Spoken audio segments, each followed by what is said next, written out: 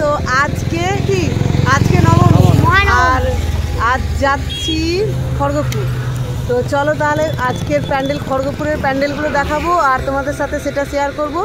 আর এইদিকে টাপ্পুর বাবা আর এইদিকে টাপ্পু দুইজনে হলুদ হলুদ, কিন্তু আমি হলুদ পেলাম না, আমি লাল। তো চলো তাহলে খড়গপুরের প্যান্ডেলগুলো দেখাবো, দেখা যাক কতগুলো খড়গপুরের প্যান্ডেল দেখাতে পারি। চলো তাহলে।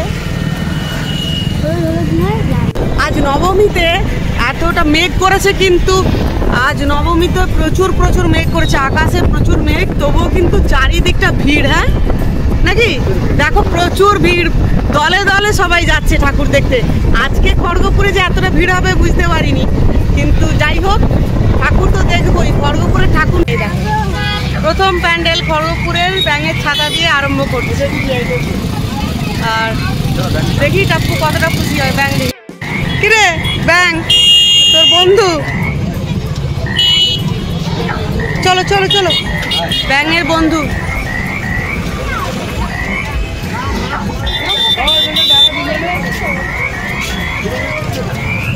এই দিক দিয়ে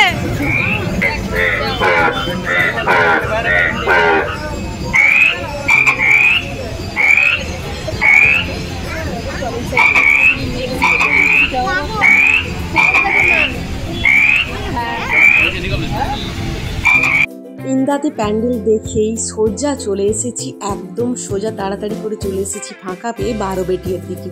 তো এই দিক দিয়ে প্রেমবাজার যাব, তাই জন্য বারোবেটিয়ার দিকে আগে আসলাম। তো এই রাস্তাতে বারোবেটিয়া আসার পরে রাস্তাতে এই প্যান্ডেলটা দেখতে পেলাম, অসাধারণ হয়েছে।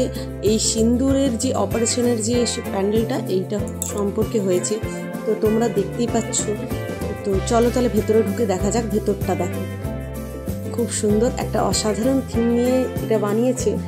তো যেমন ঠাকুরটাও তেমন হয়েছে, প্যান্ডেলটাও যেমন হয়েছে। তো চলো তাহলে, আরও অনেকগুলো প্যান্ডেল দেখানোর আছে, প্রচুর প্যান্ডেল দেখাবো খড়গপুরের যতগুলো দেখতে পেরেছি। তো এটা হয়েছে একটা মন্দিরের, এটা কোনো প্যান্ডেল নয়, এটা একটা মন্দির, দুর্গা মন্দির। সেখানে আমরা গিয়েছিলাম। তো দুর্গা মন্দিরটা রাস্তায় পড়তে আমরা দেখতে পেলাম, তো ঢুকলাম, তো ঢুকে দেখলাম। তো তারপরে আসলাম এই প্যান্ডেলটা। তো এটা হলো প্যাঁচা প্যান্ডেল। তো চারিদিকটা প্যাঁচা ভর্তি, এটা কি থিম জানি না, কিন্তু প্যাঁচা চারিদিকটা খুব সুন্দর লাগছে। তো এখানে দাঁড়িয়ে কয়েকটা ফটোও তুলেছি, ভালো ফটো উঠেছে। তো ভেতরটা দেখবে চলো, ভেতরটা কিন্তু অসাধারণ হয়েছে। আর এই দিকে দেখো, ঠাকুরটা ছোট্ট কিন্তু খুব সুন্দর ঠাকুর। চলো আবার চলে এসেছি নাকি, এটা কোন জায়গায় বলবো।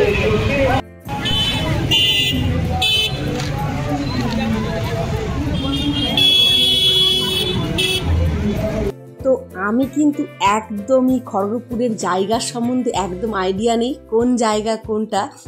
খুব কম জায়গাগুলোর নামই জানি, আর খুব কম জায়গা চেনা আছে আমার। তো এই জায়গাটা আমাকে টাপ্পুর বাবা নিয়ে এসছে। তো এটা হলো কমন স্পোর্টিং ক্লাবের তরফ থেকে এই প্যান্ডেলটা বানানো হয়েছে। একটা অসাধারণ থিম, আমি নারী। তো আমি নারী সম্পর্কে সব কিছু, নারীদের সম্পর্কে একটা বক্তব্য তুলে ধরছে। দারুণ একটা থিম বানিয়েছে, খুব সুন্দর। আর ভেতরটাও কিন্তু অসাধারণ। তো চলো তাহলে ভেতরটায় ঢুকে দেখা যাক। দেখো কতগুলো ঘন্টি সাজিয়েছে, ছোট ঘন্টির মতো, কি সুন্দর সাজিয়েছে। তো চলো, চারিদিকটা কিন্তু খুব সুন্দর সাজানো। আর টাপ্পু প্রণাম করে নিলেই কিন্তু আমরা এবার বেরিয়ে যাব। এবার যাবো প্রেমবাজার নাকি, প্রেমবাজার যাওয়ার পালা। যেখানে খুব সুন্দর প্যান্ডেল হয় শুনেছি, প্রতিবারে আসা হয়নি, তো এইবারে দেখতে যাবো কেমন প্যান্ডেল হয়েছে। তো চলো, প্রচুর প্যান্ডেল দেখালাম, আগের কিছুটা খুব ভালো প্যান্ডেলগুলো দেখেছি। এবার দেখা যাক আর কতটা ভালো প্যান্ডেল দেখা যায়।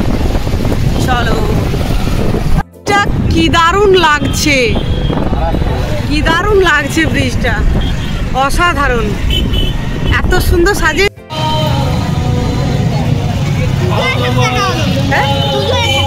এই প্যান্ডেলটা কিন্তু বিশাল বড় একটা প্যান্ডেল হয়েছে। প্রেমবাজার যাওয়ার রাস্তাতে কিন্তু এই প্যান্ডেলটা পড়লো।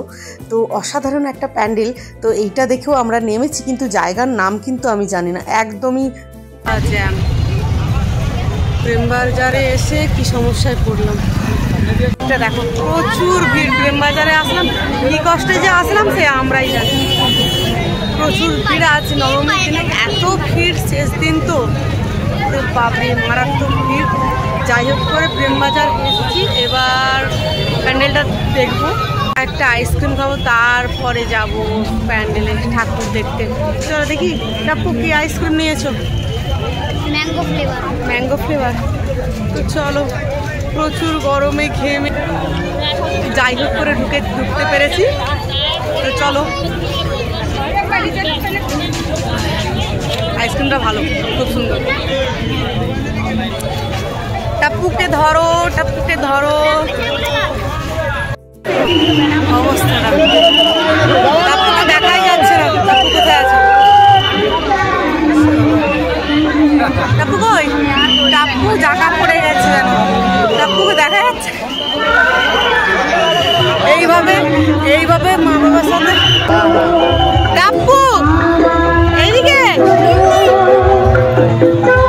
ফাইনালি যেই জন্য খড়গপুরে আসা, খড়গপুরের এই প্রেমবাজারের প্যান্ডেল দেখার জন্যই আমাদের খড়গপুরে আসা। তো এই প্রেমবাজারের প্যান্ডেলটা দেখার জন্য যে কতদিন থেকে বলা হচ্ছে যে আজ যাব কাল যাব করে যাওয়াই হচ্ছে না। তো পুজোর নবমীর দিনে আজ না আসলে কিন্তু কাল শেষ হয়ে যাবে, দশমী পড়ে যাবে। তাই ওর বাবাকে বললাম তো আজই নিয়ে চলো। তো ওর বাবা কিন্তু নিয়ে আসলো। কিন্তু প্রেমবাজারে যে এই নবমীর দিনে যে এতটা ভিড় হবে বুঝতে পারিনি। 2-3 ঘন্টা লাইনে দাঁড়িয়ে এখন জ্যামে দাঁড়িয়েছি, তারপরে এখন লাইনে দাঁড়িয়ে এবার এখনও ঢুকতে পারছি না। দেখো কেমন পরিমাণে ভিড়, আর প্রচুর ঠেলাঠেলি হচ্ছে চারিদিকটা, প্রচুর। ওর বাবার কাছে টাপ্পু আছে, আর এই দিকটা দেখো, আর কোনো কথাই নয়। তো তোমরা প্যান্ডেলটা দেখতে থাকো। অসাধারণ একটা প্যান্ডেল করেছে, দুবাইয়ের প্যান্ডেল করেছে, দুবাইয়ের সব কিছু নিয়ে দুবাইটা একদম তুলে ধরেছে, খুব ছোট্ট করে দুবাইটাকে তুলে ধরেছে। এত সুন্দর অসাধারণ একটা থিম, যে প্রেমবাজার তো কোনোদিনই আসেনি ঠাকুর দেখতে। ওর বাবাই বললো যে তুমি কোনোদিনই যাও না খড়গপুরের প্যান্ডেলগুলো দেখতে, তো তুমি এবারে চলো। আসা হয় খড়গপুর, কিন্তু ঠিক ওই ইন্দা মোড় বা এই সামনাসামনি টুকটাকগুলো দেখে আমরা চলে আসি। তো এত দূরটা আসা হয়নি, তো আমাদের বাড়ি থেকে এটা তো অনেকটাই দূর। তো চলো তাহলে বেশি কথা বলবো না। তো ভেতরটা দেখো অসাধারণ, অনেকটাই কথা বলে দিলাম। তো চলো ভেতরটা দেখো যেন মনে হচ্ছে সোনায় মোড়া। আর দেখো চারিদিকটা খুব অসাধারণ, যতটা পেরেছি যেমনভাবে তুলতে পারা যায় পেরেছি। তো তোমাদের কেমন লাগছে সেটা জানাবে। অসাধারণ একটা থিম। আর দেখো কত সুন্দর না ঠাকুরটা যেন একদম সোনায় মোড়া মনে হচ্ছে। আর চলো তাহলে বাইরের দিকে যাওয়া যাক। প্রচুর গরম লাগছে, প্রচুর গরম লাগছে। প্রেমবাজার আসাটা কিন্তু একদমই সফল হয়েছে। প্রচুর মানুষ, কিন্তু এত জ্যামের ভিড় থেকে কিন্তু অনেকেই কিন্তু বাড়ি ঘুরে চলে গেছে, অনেকেই ঘুরে চলে গেল। আমরা সামনেই দেখলাম যে প্রচুর মানুষ কিন্তু বেরিয়ে চলে গেল, কিন্তু আমরা ধৈর্য ধরে কিন্তু ওই প্যান্ডেলটা দেখবো বলেই কিন্তু আমরা এতক্ষণ ছিলাম। তো সেটা কিন্তু সফল করতে পেরেছি। আর প্রেমবাজার আসাটা কিন্তু ওর বাবা যে বলেছিল যে এত সুন্দর প্যান্ডেল হয়েছে, আমি ভাবতেই পারিনি। তো চলো তাহলে এই বছর যেমন প্রেমবাজার এসেছি, আশা করছি পরের বছরও 2-3-4 ঘন্টা হলেও কিন্তু আমরা অপেক্ষা করে হলেও প্যান্ডেল দেখবো। চলো তাহলে ব্লগটা এখানেই শেষ করছি। ভালো থাকবে সবাই।